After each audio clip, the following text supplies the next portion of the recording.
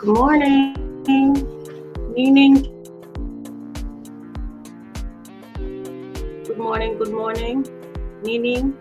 Good afternoon. Good evening. Ucho, my bad.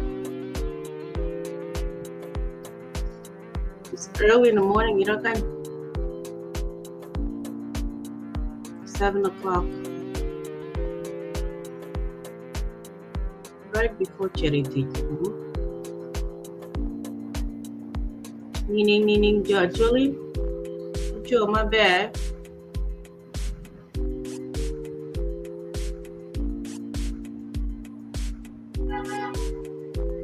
Please like, comment, share, subscribe to our YouTube channel, watch the videos, okay, share with your friends. Follow us on Facebook, Chaka Ki Leb Acholi. Follow us on YouTube, Chaka Ki Leb Acholi. Ati beni TikTok to Chaka Ki Ikang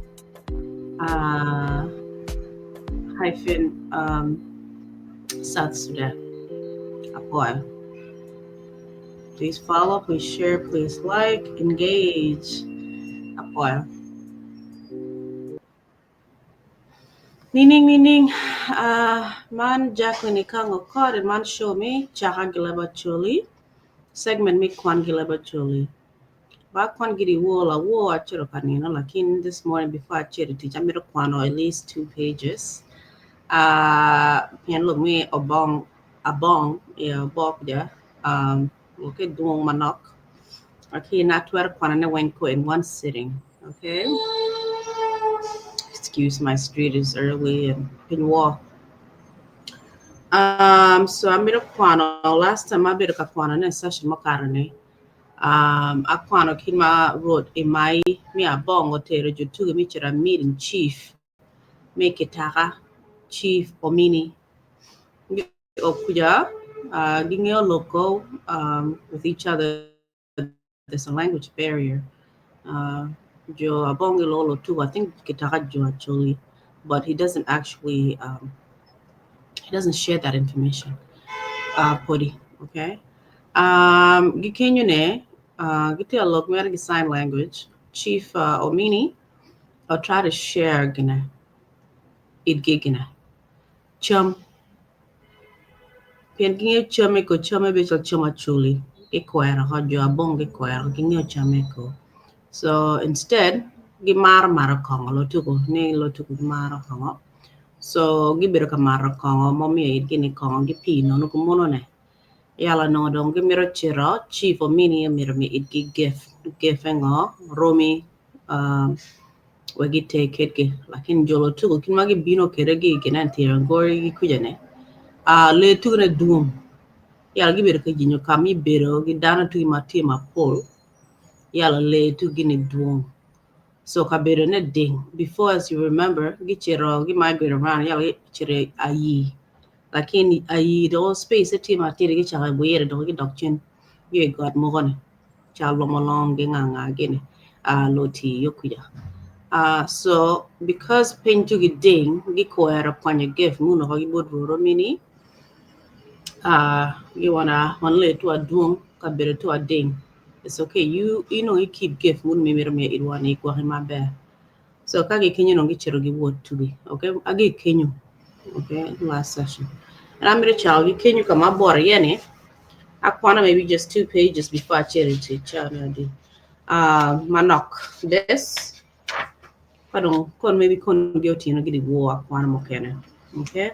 And I call it please make sure to like, comment, share, leave a message under this video. If you want to join or you have a comment about Mama Aquana.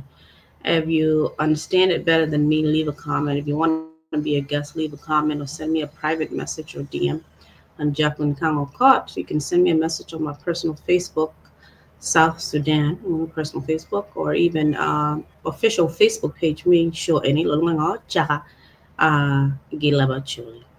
Segment any tier within Chaka Ki Leb Acholi segment. Little Kwan Ki Leb Acholi Apwoyo.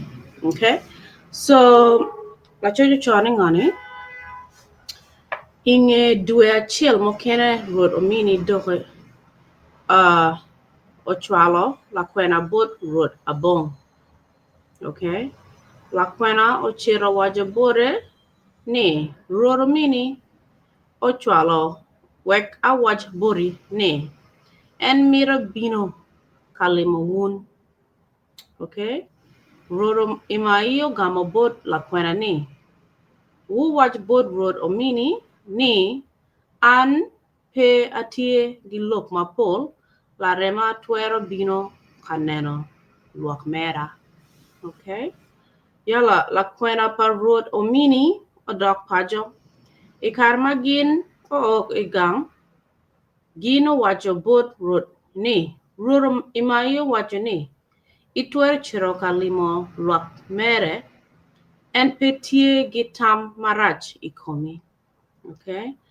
Ing'e ni ariyo roro mini okwanyo dano pirariyo gi wi piradek kid ma neno ruot imai mi abong owuoro kwere ka wacho bot gi ni andong amiro chiro kalimo larema chi amiro wute an igang mere. Okay. Dano megi peo kwero lopa ruot gi odigo chon ma piny dong otiro ru ruot Illiri gi luak mere omako yo machiro idok kulu kimaru. Okay. Ruot Kitaka oloho lak tong mere odok ang'ech man mi nyuru ni en ipere gi lok gin ki Jo Abong. Okay. Lokwena matie idok gang ojolo ruot Illiri gi woro madit ka otero gin bot ruot imai. Okay. Ruot imai obero gi yom chuny bene mi neno lareme en dong omiyo bot gi kabero ka wacho bot lakwena mere achiel ni kel pi gi kuon bot lotino Kitaka. Okay. Chon gi chon dana mi Lotuko omaro maro kongo gi agulu abino. Kid ma man obero chik megi. Lotin abong opiro kongo idi agulu abino gin otero ochibo inyim lotino Kitaka. Okay. Gin obero oromo abino kongo. Gin obero oromo abino kongo ma Jo Kitaka obero tung ching achwich ka lotino abong obero tung ching acham. Okay. Lotino abong okelo awal orwet pien ilobo Lotuko dano maro kongo gi awal orwet gin bene. If I'm saying that wrong, what ira? Awal orwet nengane orwet orwet munungane. Okay, what's the difference between that and regular awal? Awal is a calabash. If you don't know Acholi, awal is a calabash. They use that to do many things, whether it's to serve food or to serve alcohol or water, whatever the case might be. So calabashes at the time, they use it as a bowl or a serving dish, somewhat. Okay. Okay. So the Lotuko or the Abong people like to use this calabash to drink alcohol or any type of liquid, I guess. Excuse me. Now, gin bene obero katamoni Jo Kitaka bene mar kongi awalo wet. Ikar malotino Kitaka oneno awalo wet tie idi kongo gino wachni. E chik mewa mi Acholi dano pe maro kongo gi awal or wet. Ento katie obit miro wukel bodwa. Okay? So gikwero ne awale ho gimiro bit. Okay? La kwena chiel pa bong ikarma winyo lokman o lara chut I ot ka okelo obit a beach ma o jwayo gi kweo nen mata dok bini well bing is that what he's saying bing kada ko tabero bing nining mata bing is that the correct way of saying that? Please leave your comments. Okay. Manok kan jo odonyo. No, I'm sorry. Manok kan cho odonyo kamat ma iwinyo pin bero ne. Chungi yom donko. Lotino kitaka bero ka maro kongo. Gilbit. Kidma chick acholi. Miro ento lotina bong o bero ka maro kongo. Gia wal or wet mata kidma chick pa lotu miro. Okay, so they have the custom of drinking out of different things, either the calabash or a bit. I don't know what a bit is. Okay, please leave a comment. King what a bit is. Thank you. Makongo pori pe omaho wangcho. Okay, rod imai oter lareme iolet enokwanyo nyok diel madit gi buong diel omio bore. Rod Illiri peo kwer mich pa lareme enogamo nyok gi buong diel man minyuru yom chwiny mere bot lareme. Rod Illiri okwanyo kuot kitong maparapat adek. Tong ikaba lueri gitong larwi omio bot rod imai. Kuot pa chuli nakajui inongo tie gi lalem itere. Ento kuot pa rod excuse me. Kuot pa rod omini omio. I'm sorry. Ento kuot pa rod omini omio bot la remeni peregi lalem itere. Ikarma rod Illiri gi rod imai otiro. Logo mich megi gino dok ka mere gi chaka. Okay. Nyonamo. That's the other word for chaka. Okay. Inge namu pi wang chawa malach rod Illiri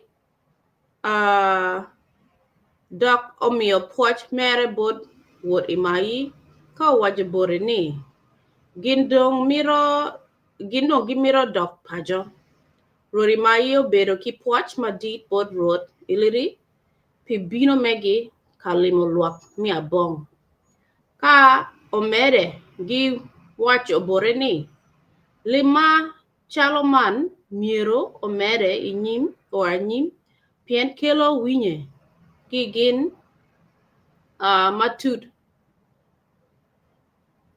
ikindano. Mi ario weko luak mi abong punyo leb acholi oyoroyot. Okay. Kala chin rori maio moro ching la reme ka rori Illiri ochaka wot widok pacho. Okay. Kid ma wodong tie matek ikin kitaka gi abong. No, sorry. Kid ma wat dong tie matek ikin kitaka gi abong. Lotina abong omede gileko diangi. Megi iteng poro pa jo kitaka. Okay. Ento kari bed wat tie matek ikin abong gi kitaka. Wanongo ni rod omini chwinye pori pe tie mayom. Kidma la reme puri wuro monero. Okay, he's not happy that that the Abong or Lotuko people are still walking around wandering naked. Okay, because the Acholi people had, not clothing, but they used la, which is animal skin, to cover themselves. So they didn't walk around naked like the Lotuko or the Abong people who are Obbo from Obbo. Okay. Okay. Um. Okay. Rodomini gi luak mere pe o wacho ni pe nen be tetwal karot abong wuro monero inyim luak. Pilok man Rodomini ogoyo la diel maling ka inge dwe achiel en ochwalo la diel man bot rot imayi wek en orugi. Okay? What do you think is going to happen? Is he going to accept Brugula? Wile mirni biri monero. Okay? Ikarama okelo la. What time is it now? Ikarama okelo la diel bot rot imayi en peo quero. Ojolo mich palareme gi yom chui. Ento okwero rugula wako. Otero okano I ot ka en omere gi wood monero. Okay? Inyim Latina bong. Okay.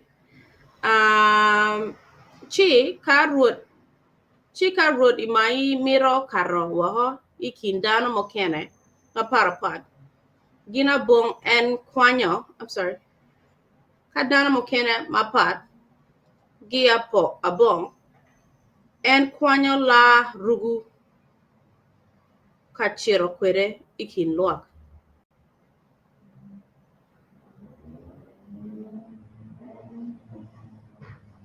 Okay, so when he's going somewhere away from home, he does use the la rugi come ko bedi monero. Parkati gam gilotino abong rugu gimoko. Okay.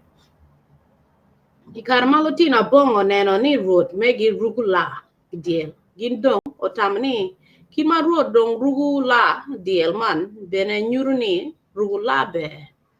Okay. Mana ye look ma over lutino abong mod o chaka goyo la diri mi aruga kit pa road. Okay. Kala chin gin bene otamani penen bete twal bodgi mi rugu la diel ikarma gin kara waho ikindano keken. Ento bero be mokaro ka gin bene rugu la mi bero igam. Okay. I'm gonna read maybe one more paragraph. Got you to teach. All right, you guys. This is a large paragraph, but I'm okay. We'll leave your comments, like, share, Apwoyo. Lotina bong kari bit what mat sorry. Lotina bong kari bit what matek oberutie ikingi ki jo kitaha ginpe obero kapurporo gi Lutino kitaha itu achel. Ento idwemi kayo bell gin kwanyo with bell tero bod rori mai kit ma chikpa Lotuko miro. Pien chikpa Lotuko wajoni luaka o kayo bell gin miro o te bell mi achiel bod rot ma en obigo la ikom bell man wek chum o cheri ma be I mohama nyen. Lotina bong dong ka o kayo bell ki poro gin kwanya with bell mi achiel gin tero bod rot megi ka with bell mokene gin mayo bot no gin mio bot rot kitaha. Okay. Lotino kitaha Ma nene Jimmy ma Lotii na Abong obedo ka timo bodgi, wala bod ruoth Abong kachiel gi ruoth Omini, gin bene ochako luwo kit chik man. Kwo man manyien ma Lotino Kitaka gi Abong obedo kwede, oweko Lotino Kitaka, okelo Lotino Abong pacho ki dok kulu Kimaru ka ruoth Omini omiyo bodgi tim Bokoro. Okay, Bokoro wala Bokoro, omiyo di Bokoro. Okay, wegin oge ot wala oge iye. Man bene aye kid ma oweko tim Bokoro odoko tim pa Jo Abong. Lotino Abong dong ogero I tim Bokoro ento inge mwaka manok gino nongo ni ngom mi tim Bokoro pe cheko chom pilop man oweko Abong odak wako Ilul. So they were giving Bokoro, when it came to Bokoro, you know, the land in Bokoro is not fertile enough to grow crops. So they left and went to Lul, L-U-U-L, Lul. They went to Lul. Abong Ori, Ilul, Pimwahama Pol, Gikan Gin Odak Alia Nyop Palotaka. Okay, Jo Abong were from Obbo. Gi aho gi Kenyu, gi Lul. After gi bedo Muhammad Paul gi chero Alia Nyop Palotaka. Lotino Abong obedo manok Alia ka gin odak got Lotii. Kama gin onongo iye luak ma Obbo mokene tie. So gi were Dr. Yo Alia Nyop Palotaka gi chero Lotii. Making a join the rest of Obbo mokene. Ki got Lotii. Lotino Abong kachiel ki Lotino Obbo gino dak Ilul doto ika bedo manene Lotino Abong kong oberie manin Lotino Abong kong oberie so gi dak doto Ilul so gi were maduong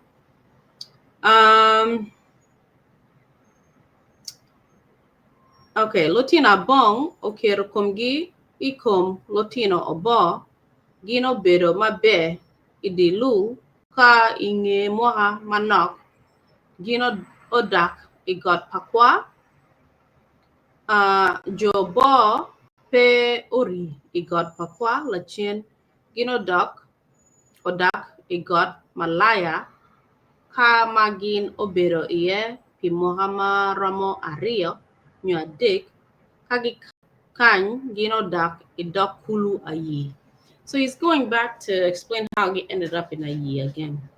Giwere ki agi Ayii nin Jo Abong agi Ayii ki wane tiri ki wore giwere ki binongo job. Bodo to giwere to gi dok to Ayii.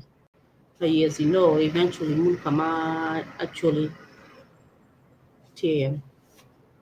Okay, agi kenyo abi kwano kon mokene. Okay. Abi kwano kon. Yikanye. Apwoyo, tech, please leave your comments. I know it's early in the morning. There's nobody on live. Don't take your teach. I'm adding long teach. So please like, comment, share. Okay, subscribe to our YouTube channel on Apwoyo. I'm Jackline Ikang Cont'd. At Facebook do South Sudan. At TikTok as Chaka Ki Leb South Sudan. Yala Facebook page, me official channel ngani Chaka Ki Leb Acholi and Kwan Ki Leb Acholi TED Chaka Ki Leb Acholi. Please follow us on Facebook and also subscribe to our YouTube channel, which is Chaka Ki Leb Acholi. And Apwoyo Tech. We'll have a good night, good morning, good evening. Good afternoon, wherever you are. And I hope to read again tonight. And then I'll talk to you guys all later. Thank you so much. Apwoyo.